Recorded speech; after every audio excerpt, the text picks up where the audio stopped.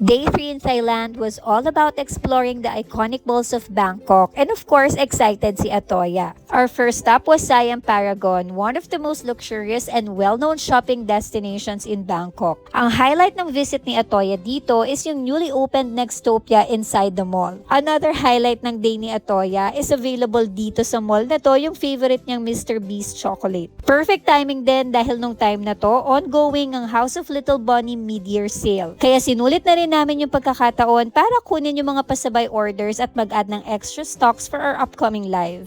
As the sun went down, we headed to Jod Fairs, one of Bangkok's most popular night markets. Kilala to sa masarap at affordable street food, unique local finds, trendy stalls, and vibrant atmosphere that perfectly captures the nightlife of Bangkok. Dito na rin pala kami guys nag-dinner at talagang na-enjoy namin yung gabing to. Grabe nga at ang dami talagang food choices kaya nahirapan din kaming pumili kung anong kakainin namin. At alam nyo ba guys, hindi talaga namin na-expect ni Daddy Rog na sobrang magugustuhan ni Atoya ang night markets dito sa Thailand. Habang naglalakad kami, tuwang-tuwa siya sa mga ilaw, sa dami ng pwedeng makita at sa buong energy ng lugar. This day was simple and very chill with no fixed itinerary but we genuinely enjoyed every moment together. Sometimes the best travel days are the ones where you simply slow down, enjoy the little things and make memories with the people you love.